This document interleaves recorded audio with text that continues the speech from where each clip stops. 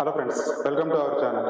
ఈరోజు మన గెస్ట్ తెలుగు రాష్ట్రాల్లో పెద్దగా పరిచయం అక్కలేని పేరు ఆయనే ఆచార్య శ్రీనివాస్ గారు.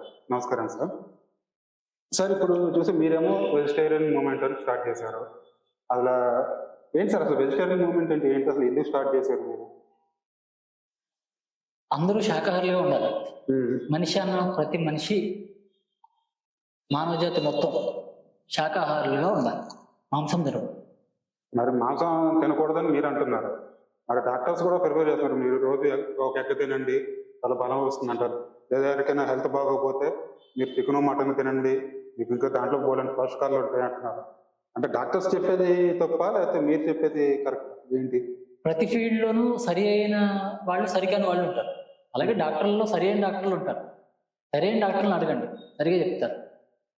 మాంసానికి మన శరీర దృఢత్వానికి ఏం సంబంధం లేదు. ఉదాహరణకి ఏనుగు తీసుకోండి. ఏనుగు ఏ మాంసం తింటుంది? ఏనుగు అంత శరీర సౌష్ఠవం ఏనుగుకి ఎక్కడి నుంచి వచ్చింది? ఒంటికి అన్న శరీర సౌష్ఠవం ఎక్కడి నుంచి వచ్చింది? మరి సింహం, పులి అని కూడా అలాగే చెప్తున్నా. అదే, అవి వాటి నేచర్ వేరు.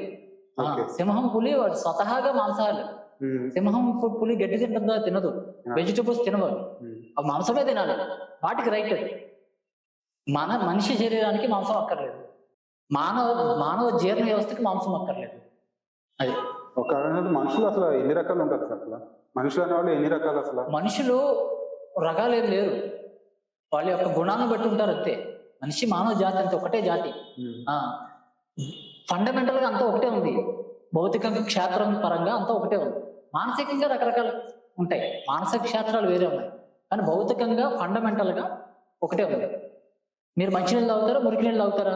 మంచినీళ్ళు తాగుతాను నేను. మంచినీళ్ళు తాగుతాను. కెమెరా పర్సన్ అందరూ మంచినీళ్ళు తాగుతారు. ఓకే, ఆయన మురికి నీళ్లు లేకపోతే మీరు ఇంకొక నీళ్లు తాగరు.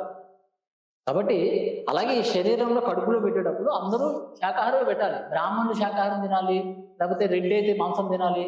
ఇదంతా సరికాని థీరీ. అది ఆ సరికాని థీరీ మధ్యలో వచ్చింది. అది అట్లా చూసుకుంటే మీరేమో ఇలా అంటున్నారు. ఇప్పుడు స్కూల్ డేస్ నుంచి కూడా చూసుకుంటే, మేము చదువుకున్నప్పటి నుంచి అంటే ప్రజెంట్ ఉన్న ఇది కూడా విద్యావస్థలో రోజు ఒక ఎక్క తినండి, తింటే మీకు బలం వస్తుందని పాఠశాలలో చదువుకున్న స్కూల్ డేస్ నుంచి చెప్తున్నారు. అంటే అసలు విద్యా వ్యవస్థ అనేది ఏ విధంగా ఉంటే బాగుంటుంది అనుకుంటున్నారు? విద్యా వ్యవస్థ అంటే అహింసతో మొదలవ్వాలి. ఓకే, విద్యా వ్యవస్థ మొత్తం అహింసతో ప్రారంభం అవ్వాలి. అన్ని విద్య అంటే ఏమిటి? ధర్మాన్ని బోధించేది విద్య అంతే. ఒకటి బ్రహ్మ విద్యను బోధించేది విద్య, రెండోది ధర్మాన్ని బోధించేది విద్య. ధర్మాల్లో అన్ని ధర్మాల్లోకి గొప్ప ధర్మం ఏది? చదువుకున్నాం కదా, అహింస పరమో ధర్మ. మరి గుడ్డని తినడం అనేది హింసలో ఉందా, అహింసలో ఉందా? అది గుడ్డు అనేది హింసే కదా. అది అహింస ఎలా అవుతుంది?